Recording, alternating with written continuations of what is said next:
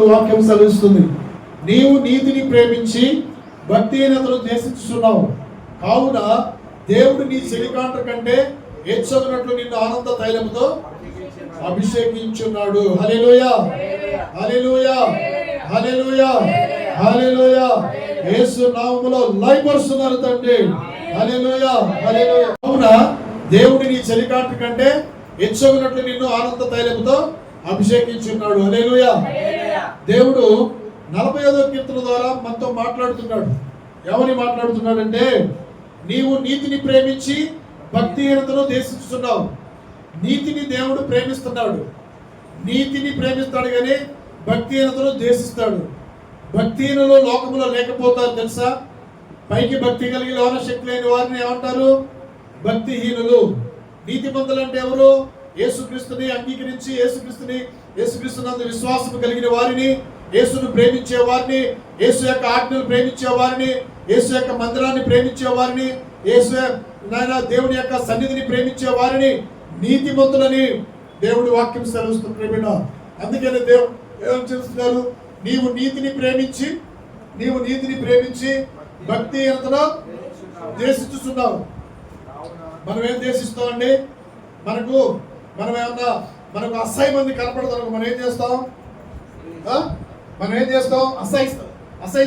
అసహించుకోమా? అలాగనే దేవుడు కూడా భక్తిహీనులంటే ద్వేషిస్తాడంట. భక్తిహీనత దేవుడికి అసహ్యం అంట, భక్తిహీనత దేవుడికి ఏమంట. అందుకనే భక్తిహీనంగా తిరగవద్దు, కాలము రాకముందే ప్రాణము పోగొట్టుకోవద్దని దేవుడు పరిశుద్ధ గ్రంథము ద్వారా మాట్లాడుతున్నారు. ప్రియబిడ్డ, ఈరోజు ప్రభుదినం కాబట్టి ఇది విశ్రాంతి దినము. విశ్రాంతి దినము. నీ చెలికాంట కంటే నిన్ను హెచ్చగినట్లు నేను నిన్ను ఆనంద తైలంతో అభిషేకిస్తానంటాడు. ఆనంద తైలాభిషేకము. ఆనందించేది ఎప్పుడండి?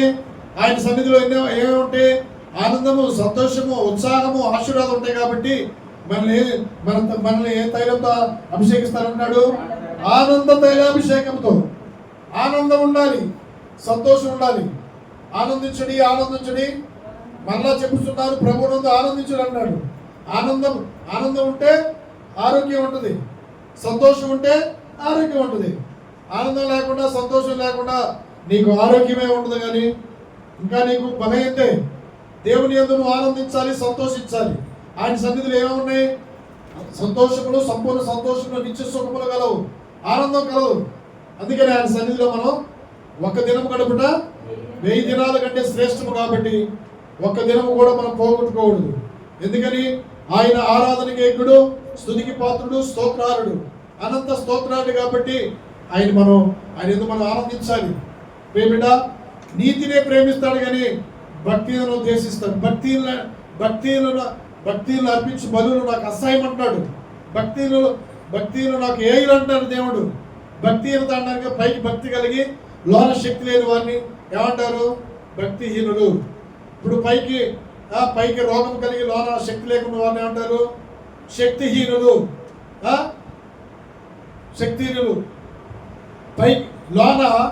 లోన అందంగానే కనపడతావు, లోన బుద్ధి లేని వారుగా ఉండే వాళ్ళను బుద్ధిహీనులు. అందుకనే బుద్ధిహీనుల గురించి మాట్లాడాడు, భక్తిహీనుల గురించి మాట్లాడాడు దేవుడు. బుద్ధిహీనంగా తిరగొద్దు, నీ కాలము రాకముందే నీ ప్రాణాన్ని పోగొట్టుకోవద్దని దేవుడు ప్రసంగి ద్వారా మాట్లాడాడు. తర్వాత భక్తిహీనులు ఏం చేస్తారంటే, పైకి భక్తి కలిగి ఉంటారు, ఎంతో భక్తిని కనపరుస్తున్నట్టుగా వేషధారణ కలుగు చేస్తారు. లోన అంతరంగంలో అంతా కూడా కపటము, లోన అంతరంగంలో దేవునికి స్థానం ఉండదు, హృదయం అంతరంగంలో దేవునికి స్థలమయ్యరు, దేవుని ఆనందించరు, సంతోషించరు. వారిని భక్తిహీనులు అంటారు. వారు ఏం సంతోషిస్తారు? లోకంలో ఉన్న వాటి వైపు, లోకంలో ఉన్న వారితో సంతోషిస్తారు. ఇలా సంతోషిస్తే నీకు ఆరోగ్యం ఎలాగ వచ్చింది? నిన్ను ఆనంద తైలాభిషేకంతో నిన్ను ఎలాగ దేవుడు ఆస్వాదిస్తాడు? అందుకని సంతోషము గల మనసు ఆరోగ్యదాయకము. నలిగిన మనసు ఎముకలకు గుళ్ళు. నీవు సంతోషంగా ఉంటే నీ దేహములకు ఆరోగ్యం వచ్చింది. సంతోషం లేకుండా ఎప్పుడు ఏడుపుకొడుదని మొహంలాగా ఏడుస్తూ ఉంటే నీ ఎముకలకి కుళ్ళు, నీ దేహానికి ఆరోగ్యం ఉంటుంది. కాబట్టి మనము ఎప్పుడు కూడా బాధ వచ్చినా, కరువు వచ్చినా, రోగమైన మనం ఎలా ఉండాలి? సంతోషంగా ఉండాలి. హల్లెలూయా, హల్లెలూయా. సంతోషంగా ఉండాలంటే మనం ఎలా ఉండాలి? ఆయన సన్నిధిలో ఏమున్నాయి? సంపూర్ణ సంతోషములు, నిత్య సుఖములు. అవి పొందుకోవాలంటే దేవుని యందు మనం ఎల్లప్పుడూ ఆనందించి సంతోషించాలి. ప్రియబిడ్డ, నిన్ను అప్పుడు నీ చెలికాని కంటే, నీ పక్కవారి కంటే నిన్ను ఎలా హెచ్చింపజేస్తాడు? అభిషేకించి ఆనంద తైలాభిషేకంతో అభిషేకించి నిన్ను ఎచ్చుగా ఉంచుతాడు. ప్రియబిడ్డ, ఎచ్చుగా ఉంచుతాడు. ఆనంద తైలంతో అభిషేకించి నిన్ను చెలికాండ్ర కంటే ఎచ్చుగా ఉంచుతాడు. ప్రియబిడ్డ, హల్లెలూయా, హల్లెలూయా, హల్లెలూయా చెప్పండి. హల్లెలూయా. చెలికాండ్ర కంటే నిన్ను ఎచ్చుగా ఉంచుతాడు. హల్లెలూయా. యేసయ్య నామమునకు మహిమ కలుగును గాక. మరలా యోహాను సువార్త 3:30. నేను తగ్గవలసి ఉంది, ఆయన మనం హెచ్చించాలి. మనం ఏం చేయాలి? మనం తగ్గాలి. అంతేగాని భర్త మీద హెచ్చించుకుంటే నువ్వు దేవుని యొక్క భయభక్తులు కలిగిన దాన్ని కాదు. భర్త మీద హెచ్చించుకోకూడదు. భార్య మీద భర్త కూడా హెచ్చించుకోకూడదు. ఆయన హెచ్చవలసి ఉంది, నేను తగ్గవలసి ఉంది. నీవు తగ్గించుకొని దేవుడి సన్నిధిలో ఎంత తగ్గించుకొని ఉంటావో అంత నిన్ను దేవుడు హెచ్చింపజేస్తాడు. ప్రియబిడ్డ, అంతేగాని నువ్వు తగ్గకుండా నేను హెచ్చవలసి ఉంది, నాకు ఆ కార్యాలు జరగాలి, ఈ మేలు జరగాలంటే నువ్వు దేవుని యొద్ద నుంచి నువ్వు పొందుకోలేవు. ఫస్ట్ నువ్వు తగ్గవలసి ఉండాలి. నీ హృదయంలో ఉన్న ఏమైనా కూడా తొలగించుకుంటే నిన్ను హెచ్చింపజేస్తాడు. ఉన్నతమైన స్థితినిచ్చి నేను ఆనంద తైలాభిషేకంతో నీ యొక్క చెలికాండ్ర కంటే ఏం చేస్తానన్నాడు? చెప్పండి. హెచ్చింపజేస్తానన్నాడు. హల్లెలూయా. మనం ఎప్పుడు తగ్గించుకొని ఉన్నప్పుడు తగ్గాలి మనం. ఆయన దేవుడు అయిన కూడా పరమన సింహాసనం మీద కూర్చొని ఉండి కూడా ఆయన దేవదూతల ద్వారా హెచ్చింపడుతున్నా కానీ ఆయన తగ్గించుకొని ఈ లోకానికి ఎందుకు వచ్చాడో తెలుసా? నిన్ను నన్ను ప్రేమించి వెదికి రక్షించి ఆయన వారసులుగా చేసుకున్నానికి. ఫిలిప్పీయులకు రాసిన పత్రిక 2వ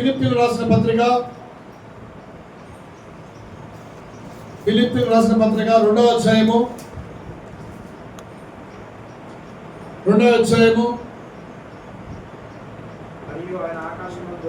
6వ వచనం.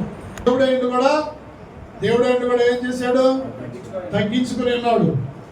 మనం శరీరంలో ఈ శరీరం మన్నైపోయింది, ఆత్మ దేవుడి దగ్గర చేరింది. ఈ శరీర దాన్ని తగ్గింపు ఉండదు.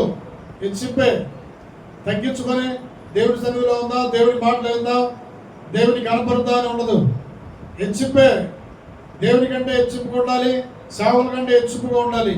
ఈ యొక్క ఆలోచన ఉన్నవారు దేవుని దగ్గర నుంచి ఆశీర్వాదాలు కానీ, దేవుని దగ్గర నుంచి ఆనంద తైలాభిషేకం కానీ దేవుడి దగ్గర నుంచి పొందుకోలేరు. ప్రియబిడ్డ, హల్లెలూయా. ఆయన దేవుడు అంటే కూడా దేవుని స్వరూపం కలిగి ఉండి కూడా దేవునితో సమానంగా విడిచిపెట్టుకోండి భాగ్యం ఎంచుకొనగా విధేయత అంటే లోబడ్డాడు. దేవునికి లోబడి తన యొక్క ప్రియమైన కుమారుడు లోబడి ఏం చేశాడు? తగ్గించుకొని తను తాను తగ్గించుకొని ఈ లోకానికి వచ్చాడు. మనలో ఆయన సారూప్యం రావాలి, ఆయన రూపం కలిగి చేశాడు. ఆయన సారూప్యంలో మనం మారినప్పుడే నీవు నేను హెచ్చించబడతావు. ప్రియబిడ్డ, హల్లెలూయా. లూకా సువార్త 14వ అధ్యాయం 11వ వచనం. మనం తగ్గించుకొని ఉండాలి. ఎక్కడైనా సరే, ఏ స్థలంలో ఉన్నా కానీ, అధికారులు ఎదుగుతున్నా కానీ, ఎక్కడున్నా కానీ మనం ఏదో అలా ఉండాలి, తగ్గించుకొని ఉండాలి. గర్వము ప్రవర్తించకూడదు, అహంకారం ప్రవర్తించకూడదు, పొగరుతో ఉండకూడదు. ఈ దేవుని యొక్క భక్తి యొక్క గుణ లక్షణాలు హెచ్చింపు, గర్వము, అహంకారం, పొగరంతా కూడా ఇదంతా ఎవరి యొక్క భక్తి యొక్క లక్షణాలు. మనం భక్తి కలిగి ఉండాలి. అందుకనే నీ భక్తి నీకు ధైర్యం పుట్టించదా అంటున్నాడు. మన భక్తి చేసేటప్పుడు మనకు ధైర్యం రావాలి. అందుకనే తను తాను తగ్గించుకునేవాడు హెచ్చించబడతాడు, తను తాను హెచ్చించుకునేవాడు తగ్గించబడతాడు. మనం తగ్గించుకుంటే తగిన కాలం ముందు మనం హెచ్చించబడతాం. హల్లెలూయా, హల్లెలూయా. మనం కష్టపడి పని చేసుకుని నేను హెచ్చించానని ఆశ్రయించాడు అది అనుకోవడం అది తెలివి తక్కువతనమే. దేవుడు హెచ్చిస్తే ఎప్పటికీ అది ఎన్నటికన్నడం హెచ్చింపే. హల్లెలూయా, హల్లెలూయా. చదువుకుందాం. కీర్తన 117:1. నిరంతరం నిలుచును. కాబట్టి కాబట్టి సమస్త జనులారా యెహోవాను స్తుతించుడి, సర్వజనులారా ఆయనను కొనియాడి. హల్లెలూయా, హల్లెలూయా. సమస్త జనులారా అంటున్నాడు, సర్వజనులారా అంటున్నాడు. నా కృప మీ ఎడల హెచ్చుగా ఉందన్నాడు. చూడండి, మన ఎడల ఆయన పుట్టించిన నరుల ఎడల దేవుని కృప ఎలాగుంది? హెచ్చుగా ఉంది. దేవుని కృప నువ్వు హెచ్చుగా పొందుకోవాలంటే నువ్వేం చేయాలి? చదువు. హెచ్చుగా స్తుతించాలి. ఆయన కృప నువ్వు పొందుకోవాలంటే స్తుతించాలి.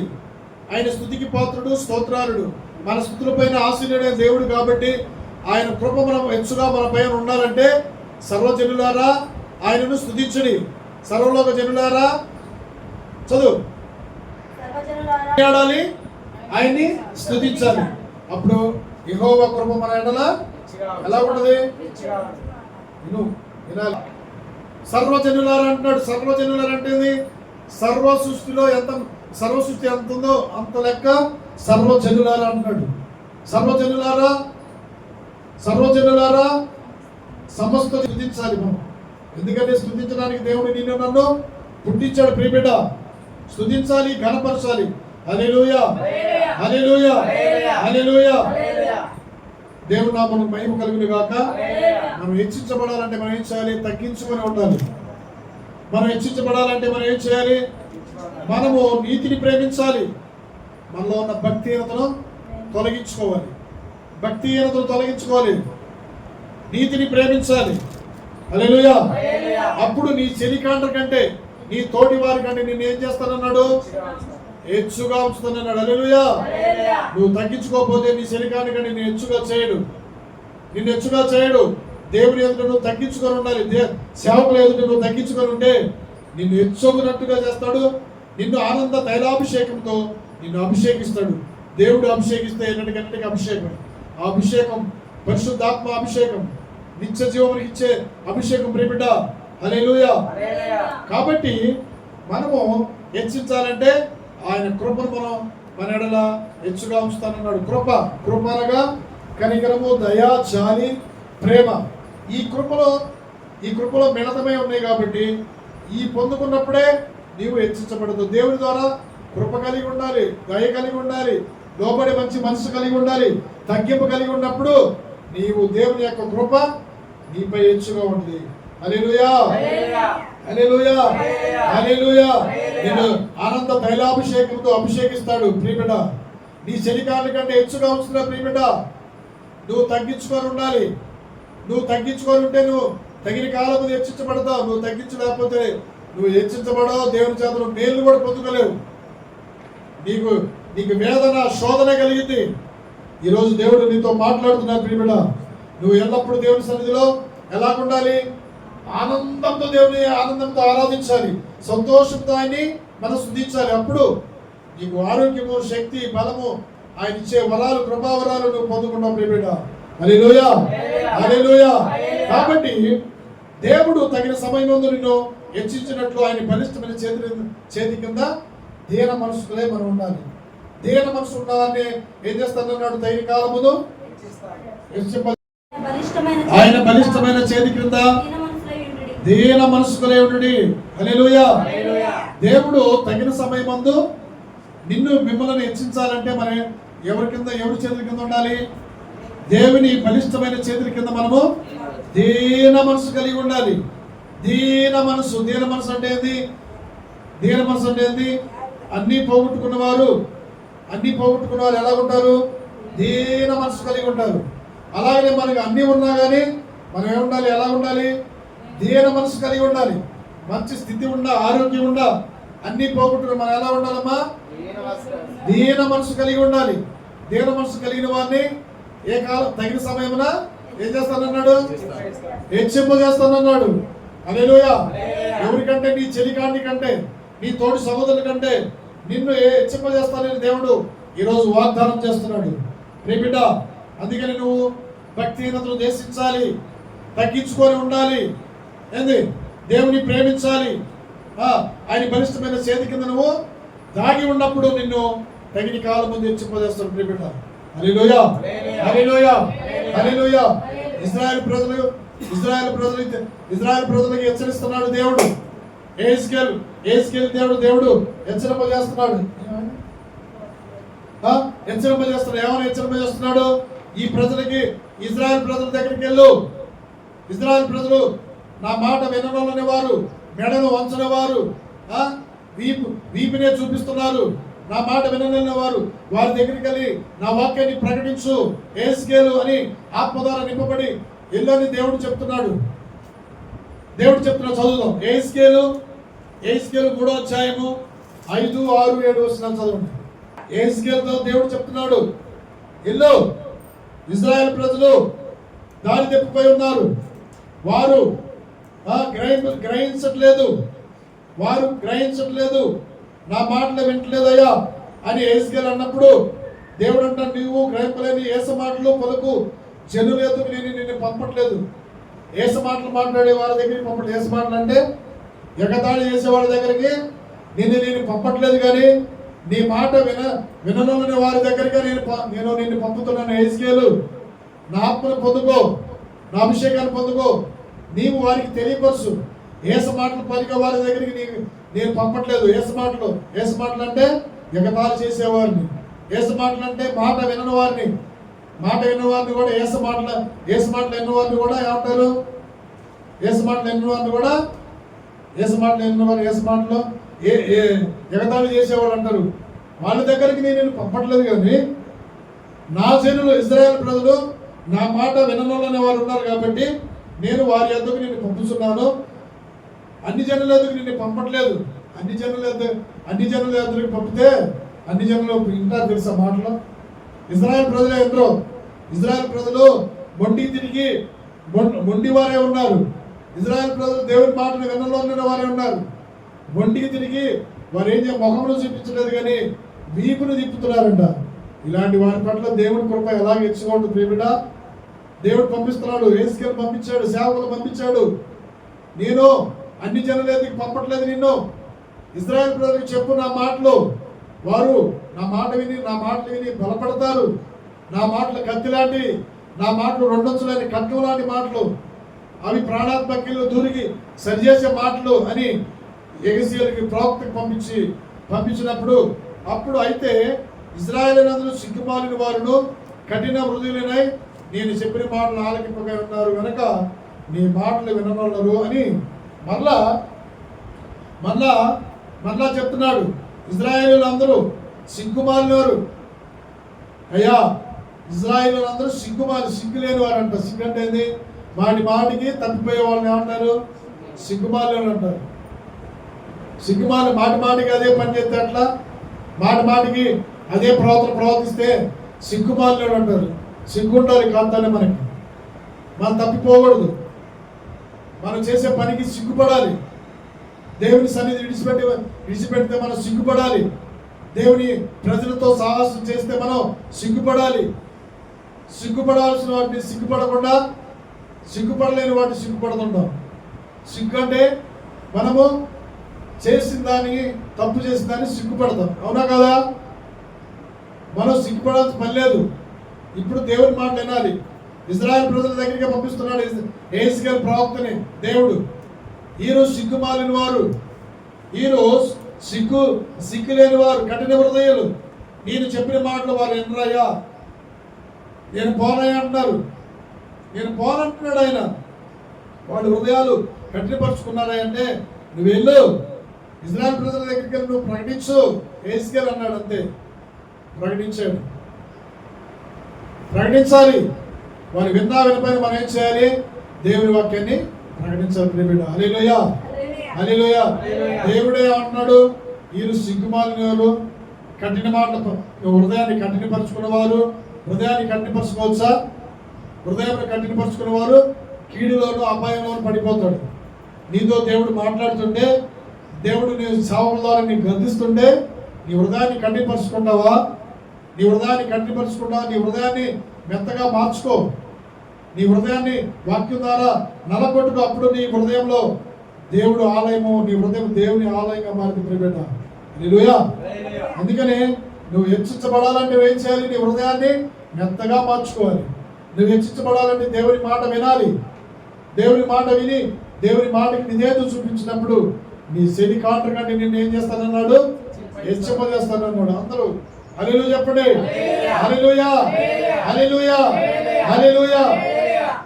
కనుక మనం తగ్గించుకోవాల్సింది, ఆయన హెచ్చించవలసింది. ప్రతిరోజు కూడా మనం ఆయన ఏం చేయాలి? హెచ్చించాలి. పరిశుద్ధుడు పరిశుద్ధుడు పరిశుద్ధులని గాన ప్రతి గానములతో కోట్ల కొలది దేవదూతలు ఆయన్ని నిత్యము హెచ్చింపజేస్తున్నారు. కోట్ల కొలది దేవదూతలు హెచ్చింపజేస్తుంటే నీవు నేను ఎలా హెచ్చింపజేయాలి? వేకు సాముని లెగవాలి, పెద్దల కాడనే లెగవాలి, పెద్దల కాడనే దేవుని మందిరానికి రావాలి, పెద్దల కాడనే దేవుని సన్నిధిలో కనిపెట్టుకోవాలి. అంతేగాని అక్కడ ఇద్దరు ఉండాలే, ముగ్గురు ఉండాలే, ఒక్కడు ఉండాలని దేవుడు అనుకోడు. ఎంతమంది ఉన్నా కానీ దేవుని క్రీస్తు రక్తంలో కడగబడిన వారు మనం. ఒక్కడు ఏమని చెప్పాడు? ఎవరైతే ఇద్దరు ముగ్గురు ఉన్న నా సన్నిధి ఉంటుందన్నారా? ఇద్దరు ముగ్గురు ఉన్న దేవుని సన్నిధి ఉంటుంది. దేవుని ప్రార్థన ఆలకిస్తాడు, విజ్ఞాపన కూడా ఆలకిస్తాడు. హల్లెలూయా, హల్లెలూయా, హల్లెలూయా. అందుకని ఏస మాటలు పలకూడదు, దేవుని సేవకుల మీద ఏస మాటలు పలకూడదు, దేవుని మీద నువ్వు యాస మాటలు పలకూడదు, ఎగతాళి చేయకూడదు, ఎగతాళి నువ్వు చేయకూడదు, ఎగతాళి చేయొద్దు. హల్లెలూయా, హల్లెలూయా. దేవుడి పరిశుద్ధ నామమున మహిమ కలుగును గాక. మన కనుక తను తాను తగ్గించుకున్న వాడు హెచ్చించబడతారు, తను తాను హెచ్చించబడేవారు తగ్గించబడతారు. మనం తగ్గించుకొని ఉంటే దేవుని కృప సుగా మన పైన ఉంటుంది. హల్లెలూయా, హల్లెలూయా. చదువుకుందాం త్వరగా. దానియేలు 5వ అధ్యాయము 22-23 వస్తున్నారు, చదవాలి. ఎవరికి? కోరెష్. బెల్షస్సర్ ఎవరి కుమారుడు? నెబుకద్నెజరు రాజు కుమారుడు. ఒక రాజు కుమారుడు ఏం చేస్తున్నాడో తెలుసా? యెరూషలేము నుంచి తీసుకొచ్చిన పరిశుద్ధమైన పాత్రలో ఏం చేస్తున్నారు? తమ యొక్క ఉపపత్తులు, భార్యలు, రాజులు, అధిపతులు ఏం చేస్తున్నారు తెలుసా? కొల్లగొట్టుకుని వచ్చారు యెరూషలేము నుంచి. యెరూషలేము అనగా దేవుని ఇల్లు.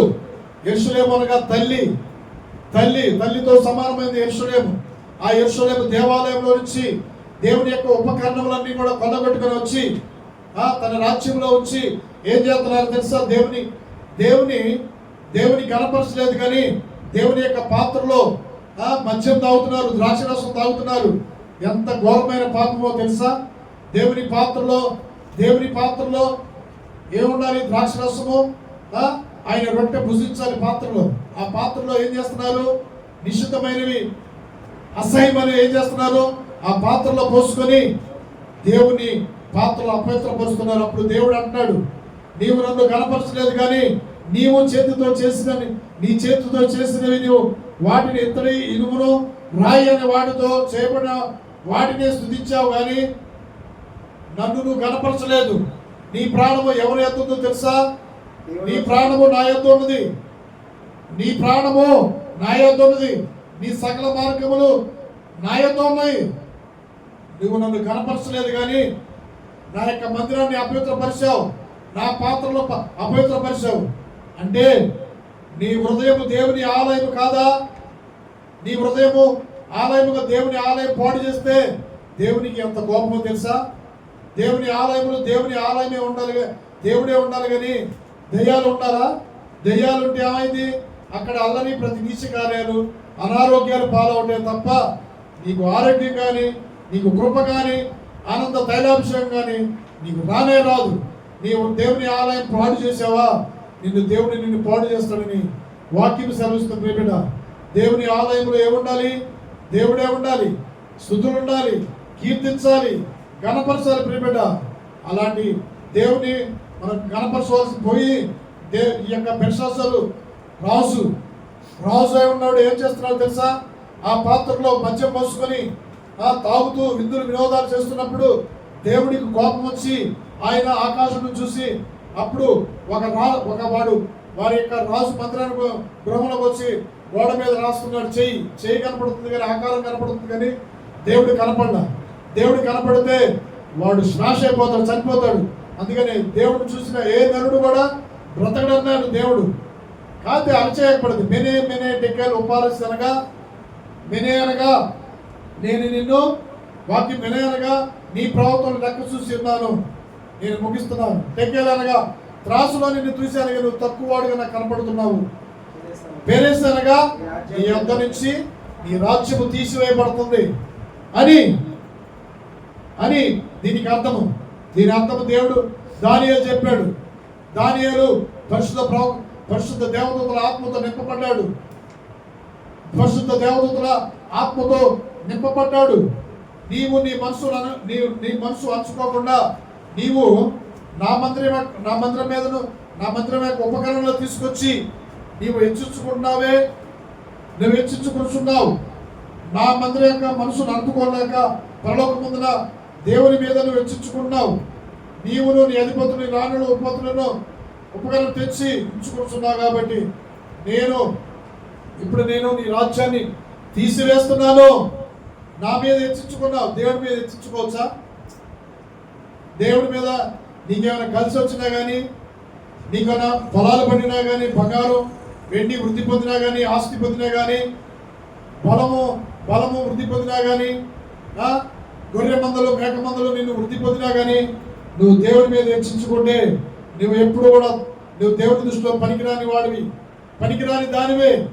దేవుడు వాక్యం సెలవిస్తున్నాడు, దేవుని ఎదురు తగ్గించుకొని ఉండాలి. ఈ బెల్షాజరు రాజు అయ్యిండు కూడా ఎలా ఉండాలి, రాజు ఎట్లా పరిపాలించాలి, రాజు అయ్యిండు కూడా దేవుని ఎదురు హెచ్చించుకున్నాడు. దేవుని కోపం వచ్చి నీ రాజ్యాన్ని నేను తీసివేస్తున్నాను. నువ్వు నేను త్రాసులో చూడగా నువ్వు తక్కువ వాడిగా కనపడ్డావు. మెనే టెకెల్ ఉపారిస్ అనగా నువ్వు త్రాసులో తక్కువ వాడిగా కనపడ్డావు. కాబట్టి నీ రాజ్యాన్ని నేను తీసివేస్తున్నాను. నేను లెక్క చూశాను కాబట్టి నేను భూమి మీద కొట్టివేస్తున్నానని దేవుడి కోపం వచ్చేసింది. బిడ్డ, దేవుని కోపం తెప్పించే వారిగా ఉంటున్నావా? నిన్ను హెచ్చించుకున్నావా? నిన్ను గనపరుచుకున్నావా? నీ కలిగిన దాన్ని బట్టి అహంకారంతో గర్వంతో నటిస్తున్నావా, ప్రవర్తిస్తున్నావా? ఈరోజు దేవుడు నిన్ను హెచ్చరిస్తున్నాడు. దాన్ని వదిలేస్తే నీ జీవితం బాగుపడుతుంది, నీకు మంచి స్థితి వచ్చింది. దేవుడి ఎదురు తగ్గించుకో, నీ భర్త ఎదురు తగ్గించుకో, నీ పిల్లల ఎదురు తగ్గించుకో, నీ సేవకుల ఎదురు తగ్గించుకో. నీకు తగ్గింపు లేకుండా అయ్యా నన్ను దీవించాయా, నన్ను ఆశ్రయించాయా, నన్ను వృద్ధి చేయండి, నువ్వు ఎప్పుడు కూడా ఆశ్రయించబడవు. కానీ ఎక్కడ వేసిన గొంగలి అక్కడగా ఉన్నట్టుగానే ఉంటావు. దేవుని ఎదుట మనం ఏం చేయాలి? దేవుని దాసుని ఎదుట మనం తగ్గించుకొని ఉండాలి. దేవుడి వాక్యం ద్వారా గద్దిస్తుంటే, దేవుడి వాక్యం ద్వారా మాట్లాడుతుంటే నీవు తగ్గించుకోవాల్సింది పోయి, నువ్వు సరి చేసుకోవాల్సిన పని పోయి, నువ్వు నీ హృదయాన్ని కఠినపరుచుకుంటే నీ హృదయాన్ని కనపడి నువ్వు కీడులో అపాయంలో పడిపోతావు. ప్రియమైన హల్లెలూయా, హల్లెలూయా. అలాగే కీడులో అపాయంలో పడిపోయాడు బెల్షాజరు. రాజ్యాన్ని వేరొక రాజ్యం బెల్షాజరు అదురైపోయాడు. ఎవరు? కల్దీయుల రాజు వచ్చాడు. దేవుని కోపం పుట్టించాడు. తెలుసా? దేవుని పాత్రలో ఏముండాలి? పరిశుద్ధమైన ద్రాక్షరసం రెట్టే ఉండాలా? ఉండద్దా? మత్తు వచ్చేది అలా మత్తు వచ్చే తాగివనుకో భక్తుడు తన వాంతితో ఏదో కూలిపోతాడు భక్తుడు. అందుకనే మద్యం వలన వ్యభిచార క్రియలను వాళ్ళు ఏమైపోయారు? వారు దారి తప్పిపోయారు. మద్యం తీసుకొని వ్యభిచారం చేసి ఏం చేసేవారు?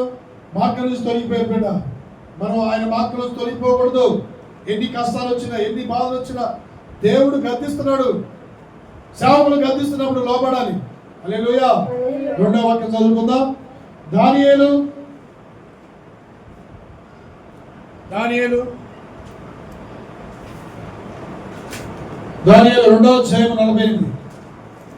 దానియేలు, నీవు నాకు బహు ప్రియుడవు, నిన్ను నేను చూడగా నీ మీద నాకు ఇష్టమైంది, నీవు నాకు ప్రియుడవు అని దేవుడి చేత సాక్ష్యం పొందుకున్నాడు. దేవుడి చేత సాక్ష్యం పొందుకున్నావు. నీవు నేను పొందుకోవాలి. దేవుడు చూడగా నీకు ఇష్టమైన మనసు ఉండాలి. దేవుడికి ఇష్టంగా ఉండాలి. దేవునికి ఇష్టమైన మనసు కలిగి ఉండాలి. దానియేలు బహుగా హెచ్చించడానికి కారణం ఏందో తెలుసా?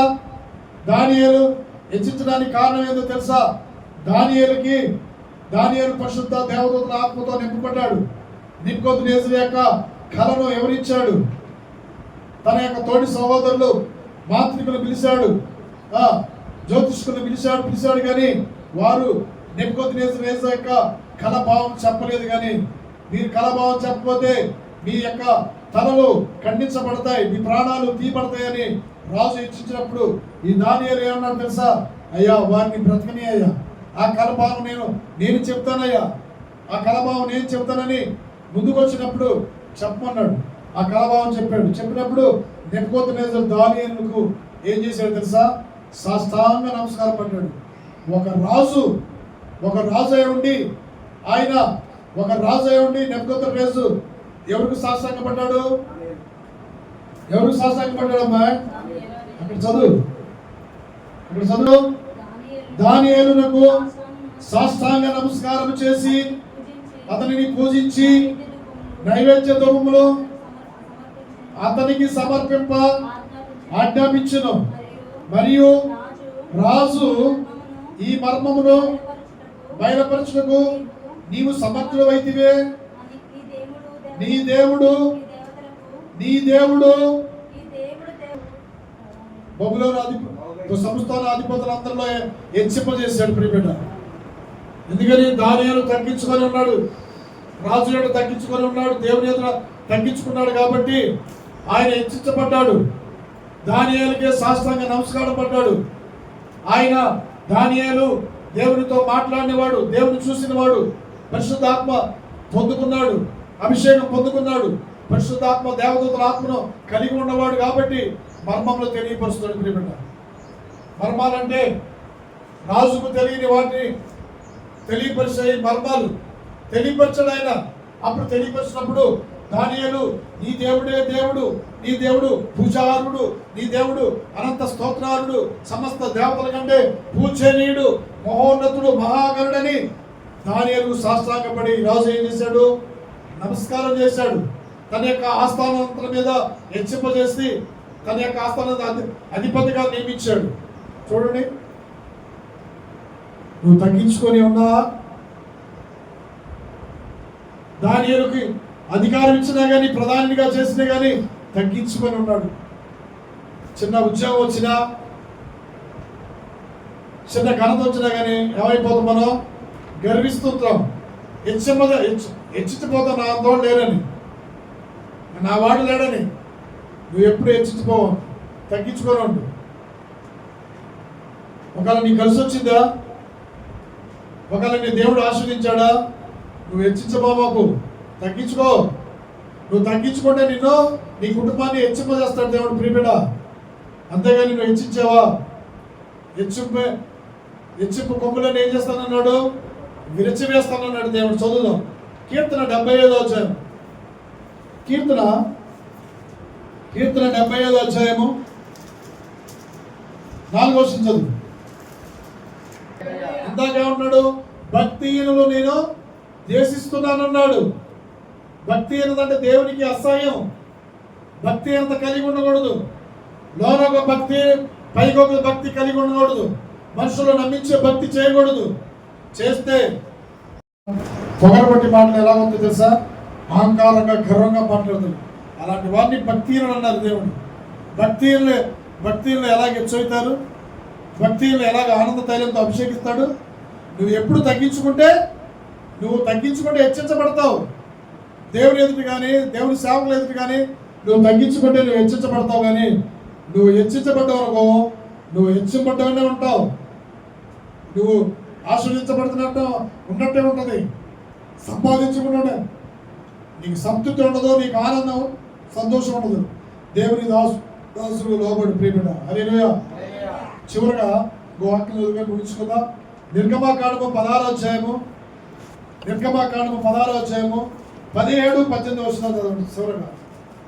చివరగా ఏం చేయాలి? కప్పు కొట్టే మొత్తం తీసేయాలి. కప్పు కొట్టేది గర్వము, అహంకారం, పొగరు, కుటిలమైన మాటలు, ఏది కపటము, మోహము, సంతృప్తి లేని జీవితము, ఇవన్నీ కూడా కంపు కొడతాయి దేవుని ఎదుట. ఇవన్నీ కూడా కంపు కొట్టాయి. మోషే చెప్పాడు, ఏమని చెప్పాడు? ఆకాశం నుంచి దేవదూతలు తినే ఆహారము దేవుడు కురిపిస్తే అందరూ ఒమేరు చొప్పున తీసుకోండి. ఒమేరు అనగా కొలత. తీసుకోండి. ఒమేరు అనగా చెప్పండి, కొలత. ఆ కొలత ప్రకారం మీరందరూ కూడా ఆ మన్నాను మీరు సిద్ధపరచుకోండి. మీ ఇంట్లో మీరు అంటే కొంతమంది ఉంటారు కదా కడుపాత్ర కోళ్ళు ఏం చేస్తారు? ఎక్కువ దాచిపెట్టుకుంటారు.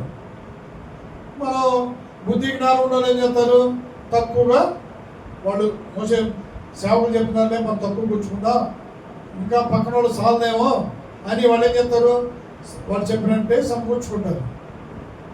అయితే ఎక్కువగా సమకూర్చుకున్న వారికి ఎక్కువ మిగలేదు, తక్కువగా సమకూర్చున్న వారికి తక్కువ కాలేదు. కానీ మోసే చెప్పాడు, ఏమని చెప్పాడు, మీరు ఉదయం మళ్ళా ఈ ఉదయం నుంచి మళ్ళీ ఉదయం వరకు ఉంచుకోకూడదు, మీరు కొలత చొప్పునే తీసుకొని మీ ఇంటి వాళ్ళందరూ తినండి, మళ్ళా ఉదయం మళ్ళా కృషింది మన్నా, ఆ మన్న ప్రకారం మీరు తినొచ్చు అని చెప్తే మోసే మాట ఇంట్లో సొంత ఆలోచనలు, తలపులు, సొంత నడవడికలు ఇంత ప్రకారం నడుచుకుంటాం. ఎవరో చెప్పిన మాటలు వింటాం, ఎవరో చెప్పిన మాటలు వింటే ఏమైంది, కుటుంబమే కూలిపోద్ది. వాళ్ళు ఏం చేస్తారు, కలహాలు పెడుతుంటారు, కొండలు చెప్తుంటారు.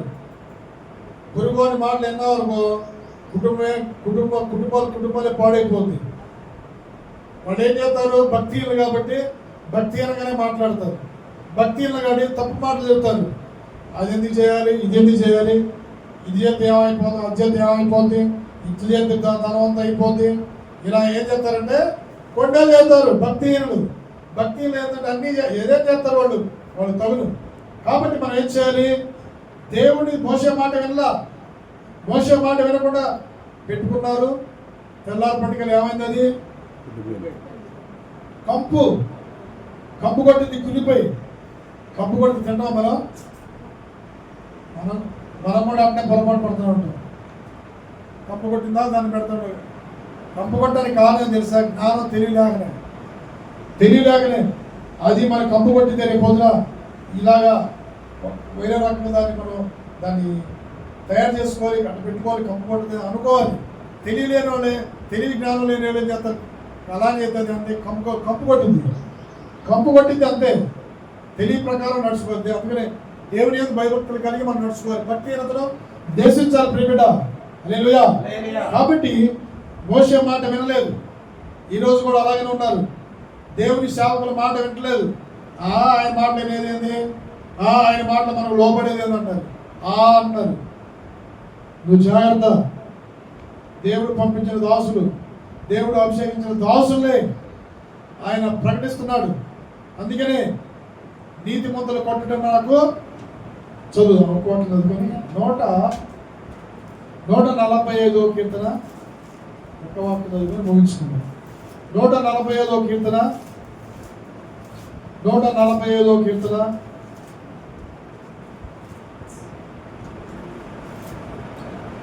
5వ వచనం. 141:5 చదువు. 141:5 నీతిమంతులు నన్ను కొట్టుట ఉపకారము,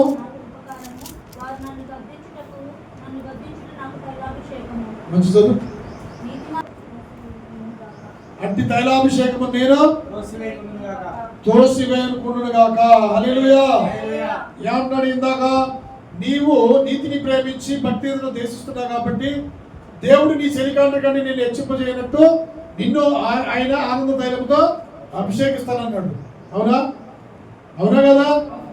హల్లెలూయా. అవునా కదా? నీ చెలికాంటగా నువ్వు హెచ్చించబడాలంటే నువ్వేం చేయాలి, గద్దించుకు లోబడాలి. నీతిమంతులు గద్దించడం నాకు తైలాభిషేకము, నీతిమంతులు గద్దించడం నాకు ఉపకారము. అట్టి అభిషేక తైలాన్ని నేను పోగొట్టుకోను. అభిషేకం దేవుడు అభిషేకిస్తే ఎప్పటికెప్పటికి అభిషేకమే. నువ్వు వర్తిల్తావు, నీ కుటుంబం వర్తిల్తుంది, నీ పిల్లలు వర్తిల్తుంది, నీ చేతి వృత్తులు వర్తిల్తాయి, నీ సమస్తం, నీ గర్భఫలం వర్తిల్లింది, నీ యొక్క ఆలోచనలు వర్తిల్తాయి. అంతేగాని దేవుని ఎదుట నీ హృదయం సరిగా లేకుండా, నీ మనసు సరిగా లేకుండా, నేను దేవుని భక్తి పరుడిని అని నీవు అనుకుంటే నువ్వు మోసం చేసుకున్నావు కాక దేవుని కూడా నువ్వు అబద్ధికులుగా చేస్తున్నావు. దేవునికి అబద్ధిగా చేయొద్దు, నువ్వు మోసపోవద్దు, ఎదుటి వారిని కూడా మోసం చేయొద్దు. ఈ రోజు నీ దేవుడు నీతో పాటు విడిచిపెడితే నీ జీవితము ఆనందము సంతోషంతో ఈ లోకంలో కొనసాగిస్తావు. ప్రియబిడ్డ, మోసే మాట వినకుండా ఏమైపోయారు వాళ్ళు? ఉదయం వరకు పుచ్చుకుంటే ఏమైంది? కంపు కొట్టిపోయింది. నీలో కూడా దేవునికి విరోధమైన కానీ దేవుని దాసులకి మాట లోపల ఏమైనా ఉంటే దాన్ని విడిచిపెడితే ఆ కంపంతా పోయింది. హల్లెలూయా. హల్లెలూయా హల్లెలూయా. దానియేలు ఏం చేశాడు? రాజు ఎదుట తగ్గించుకొని ఉన్నప్పుడు దానియేలు ఒక అధికారిగా, ఒక ప్రధాన అధికారిగా హెచ్చింపబడ్డాడు. దానియేలు రాజు ఎదుట ఎలా ఉన్నాడు? తగ్గించుకొని ఉన్నాడు కాబట్టి ఆయన హెచ్చించబడ్డాడు. నువ్వు కూడా అధికారం ఉందని నువ్వు అహంకారంతో, పొగరుతో, గర్వంతో అవన్నీ మనం విడిచిపెట్టాలి. ఎవరైనా సరే తగ్గించుకొని ఉంటే నువ్వు దేవుని దాసులు ఎదుటి కానీ, దేవుని ఈ లోకంలో అధికారులు ఎదుటి కానీ, రాజులు ఎదుటి కానీ నువ్వు తగ్గించుకొని ఉంటే నువ్వు తగిన కాలంలో హెచ్చించబడతావు. మంచి ఉన్నతమైన స్థితిని దేవుడు నీకు ఇస్తాడు. హల్లెలూయా హల్లెలూయా హల్లెలూయా. కాబట్టి ఫిలిప్పీ దేవుడుగా ఉండకూడదు, సమాన భాగ్యమని ఎంచుకొనగా ఆయన ఈ లోకానికి భూమిపైకి వచ్చి విధేయత చూపించాడు. తండ్రికి విధేయత చూపించాడు. దేవుని దాసుడికి విధేయత చూపిస్తున్నావా? నీ భర్తకి విధేయత చూపిస్తున్నావా? నీ అత్తమామలకి విధేయత చూపిస్తున్నావా? నీ భర్తకు విధేయత చూపిస్తున్నావా? నువ్వు నీ భార్యకి నువ్వు విధేయత చూపిస్తున్నావా? విధేయత కలిగి ఉండాలి. అప్పుడు నిన్ను హెచ్చింపజేస్తాడు. దేవుణ్ణి, యేసు ప్రభువాన్ని హెచ్చింపజేసి ఆయన సింహాసనం పైన కూర్చుని పెట్టాడు. యేసు దేవుడైన తండ్రి అయిన దేవుడు నిన్ను నన్ను సింహాసనం కూర్చుండాలంటే మనం ఏం తగ్గించుకొని లోపల ఉన్నప్పుడు ఆయన మనం హెచ్చింపజేస్తాడు. హల్లెలూయా.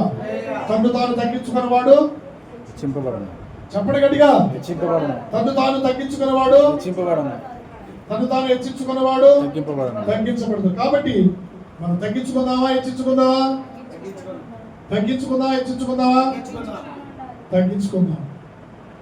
హల్లెలూయా. దేవుడిలాగా మనం తగ్గించుకొని ఉన్నప్పుడు ఆయన రాజ్యంలో నీవు నేను ఆనందిస్తాం, సంతోషిస్తాం. హల్లెలూయా హల్లెలూయా హల్లెలూయా. దేవుడి పరిస్థితులు లేకుండా మన హృదయంలో ఫలించి అభివృద్ధి పరచబడును గాక. హల్లెలూయా.